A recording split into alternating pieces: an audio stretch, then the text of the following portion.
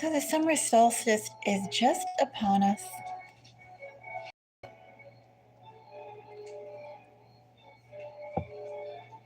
The world is growing, especially with it being in June.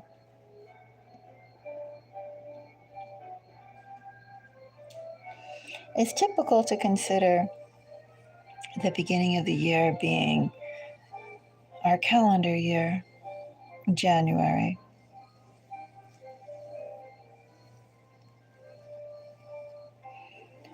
But there is something so poignant about considering the beginning of our year being spring solstice. And if we were to consider the beginning of our year being spring solstice, that would bring this first month,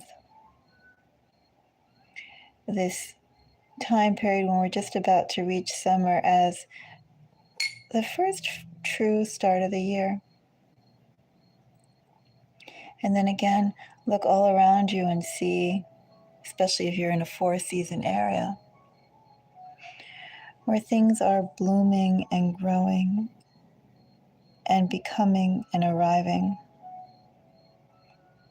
Not many things pass in the spring, or at least intentionally, but lots of things arrive.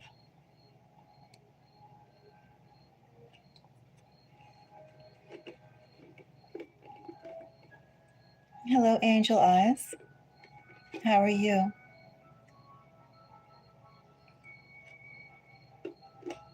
Angel Eyes, do you have a question that you would like to explore?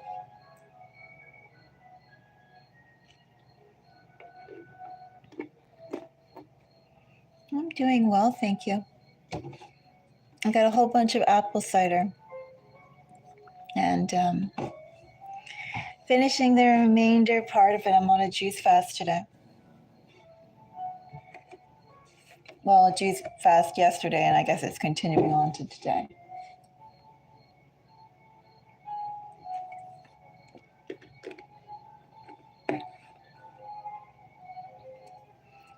So, Angel Eyes,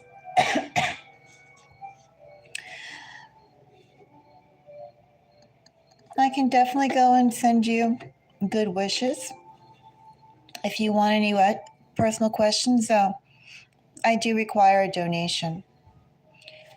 $5 or $25.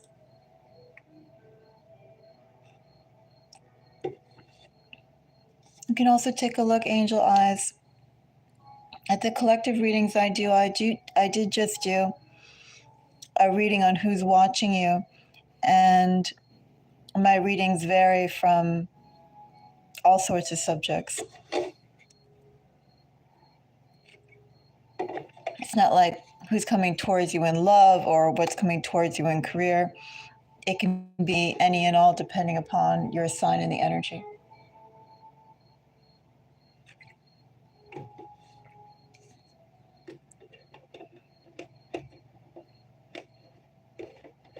But as my channel is monetized, Angel Eyes, I do require a donation.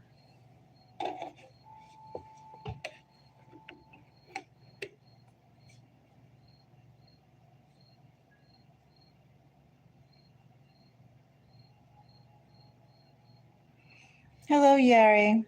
Oh, excuse me, Yari. Hello, Larry. I was merging your first and last name together.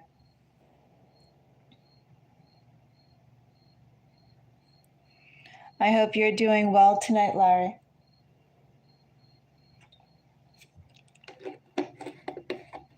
Yeah, the economy is definitely not good. But Angel Eyes, that's why I do readings for the collective. And as long as my readings benefit more than one person, I do all of that with my own time, and I don't get paid for it at all. No financial compensation, no nothing. And I do a lot of readings for the collective. So I invite you, if you feel called to, do check that out, because it's a service that I put out there precisely for people who, for one reason or another, their money is tight.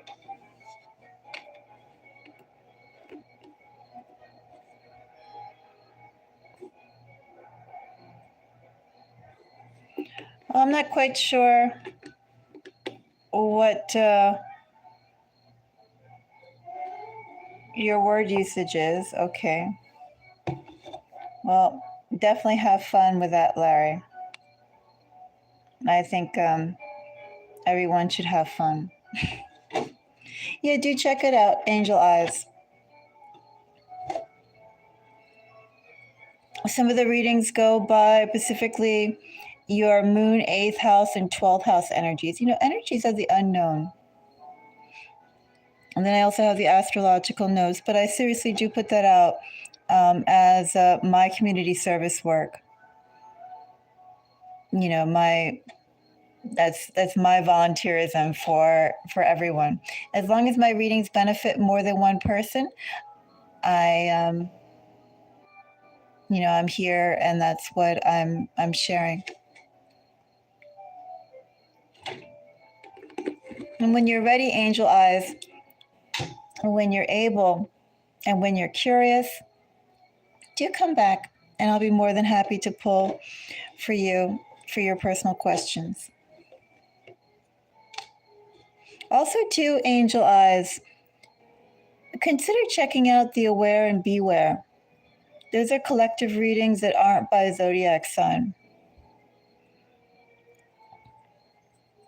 So if you want to also, if you feel called to check out those messages, again, the messages that I get, I do Pacific love readings, but my Who's Watching You and some of the other readings that I do, it's whatever comes out.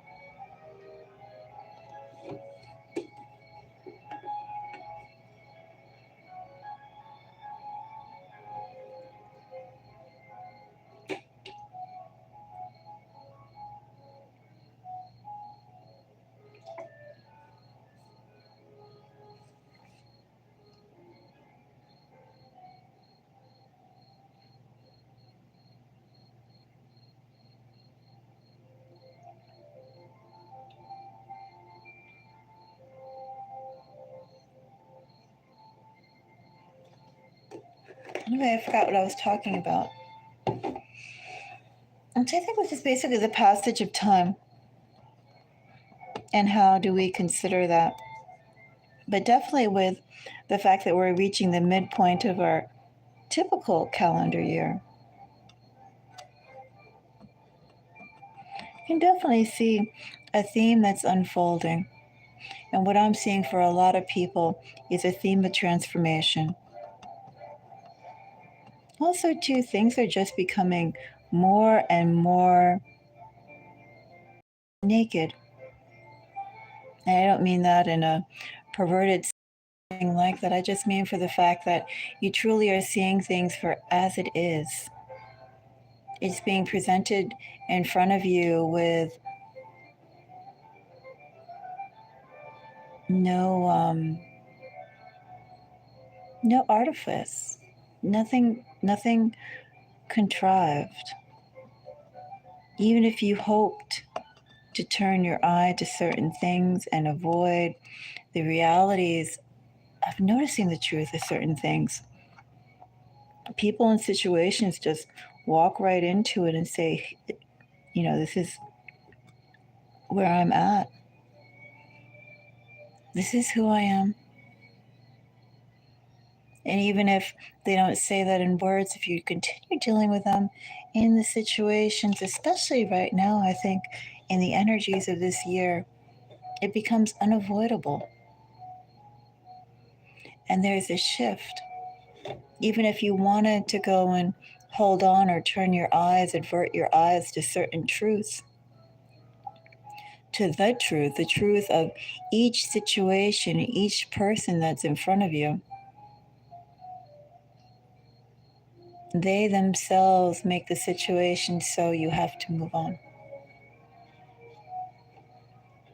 That's definitely a theme of this year.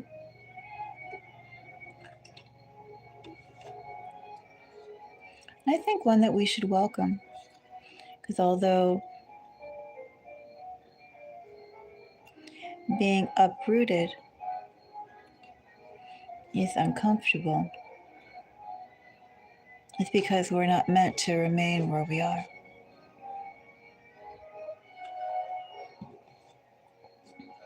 The main thing to do is to go and see, well, if you need clarification for why something is happening, that's understandable in the present energies. But more than that, what's the messages that you should pay attention to? What is upcoming and what should you do? What can you do to facilitate that from coming or happening to you as soon as possible? What are the situations that are purely time wasters? And then think about this too. If they are time wasters, what kind of level, what kind of progression dealing with one situation energetically prepares you for the next? And what kind of situations are you energetically being prepared for?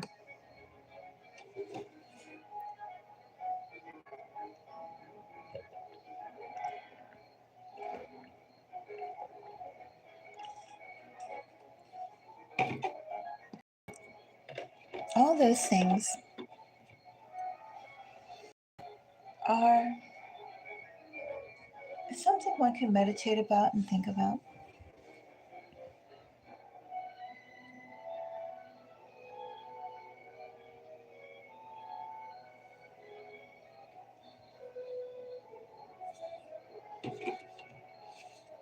I just, in my day of fasting with only liquids,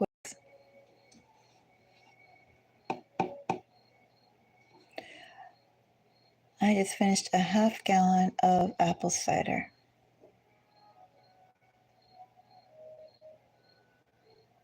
I think I've drank so far a gallon of apple cider. I am feeling very appley right now. Usually I don't drink juice. If I do drink juice, I drink it extremely watered down. Just enough to flavor the water. So for me, my system, the apple juice or any sort of 100% juice is almost as potent as soup. It feels heavy like soup. It doesn't feel like liquid.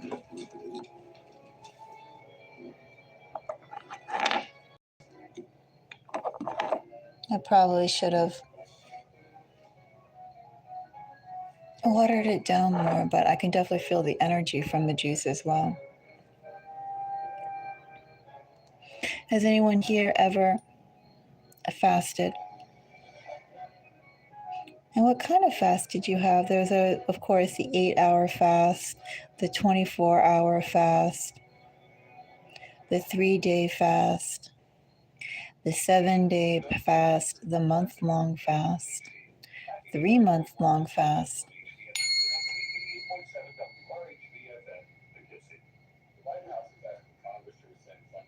I used to go through some really deep fasting periods.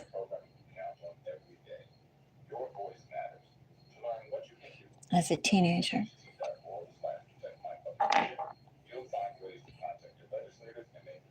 I would go on a fast for cleansing.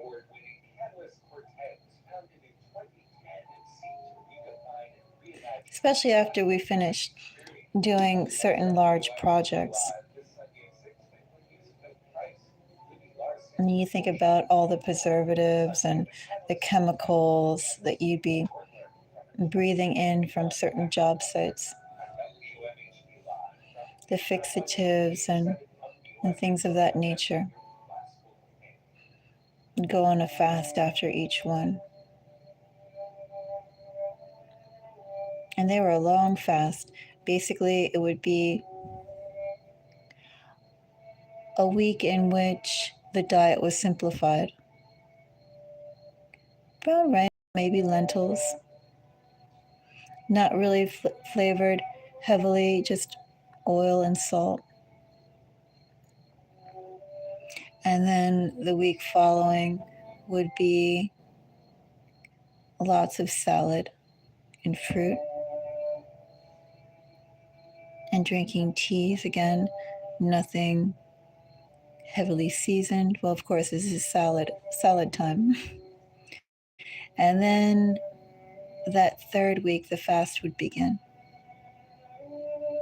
And that would be just nothing but water, maybe lemonade, but water. And a 2-week long water fast.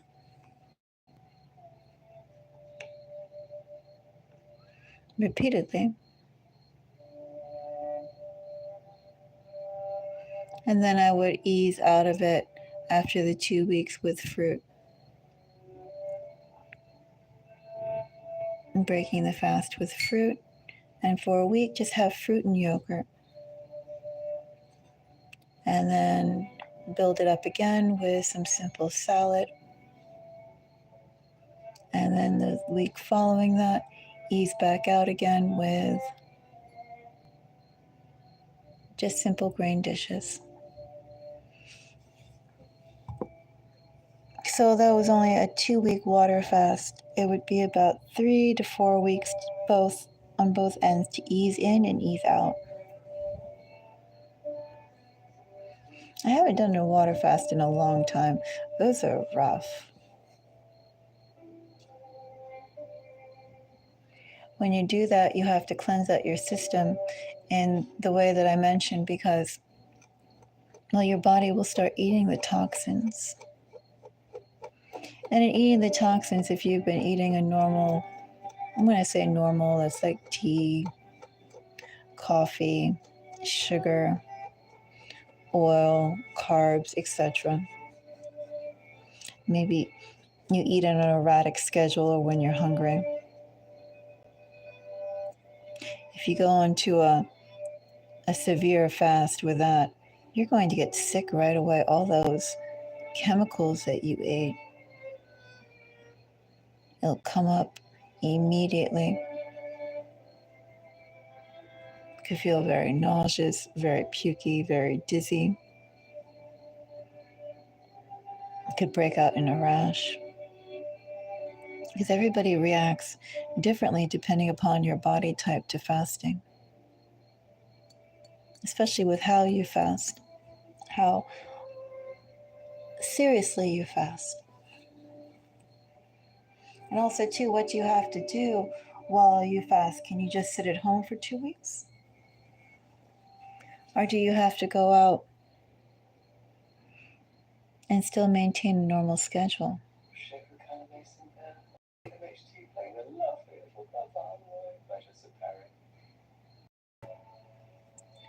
Anyway, fasting is interesting because, especially when you do the more severe ones, not really the juice ones, those are lightweight, but the water fast. Well, first of all, it's interesting to see how your body reacts to ridding itself of poison. Some people break out into hives. Some people, your tongue becomes coated and your breath stinks. There's some way that your body has to eliminate those toxins, and everybody has a different way of doing it, depending upon your constitution, your diet, blah, blah. One thing I've noticed with the fast, well, after maybe the initial nausea, I get nauseous initially. And then my sense of smell really becomes heightened. I can smell everything. Very unpleasantly so. You can smell what someone ate, you can smell what someone did. You can tell when they last ate, what they ate. You walk by outside, you smell everything. Oh, that's rough. For me, that's the roughest part of water fasting is how keen your sense of smell becomes, at least mine.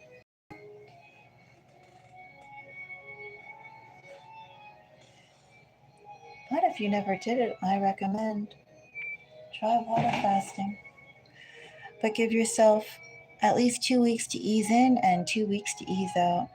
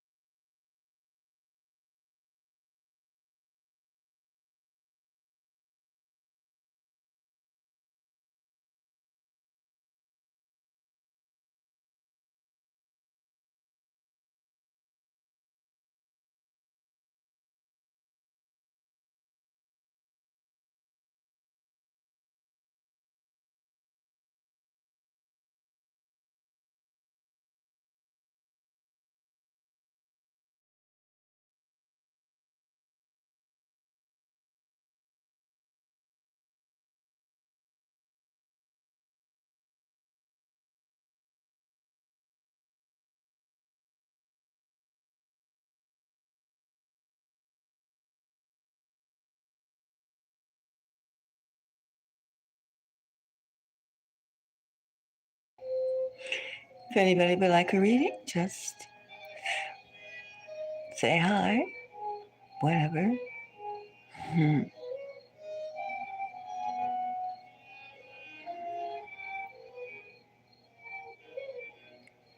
Reading into the abyss, reading into the unknown, reading into the tomorrows. It's all very interesting. It's all very compelling. What is your destiny? What is around the corner for you?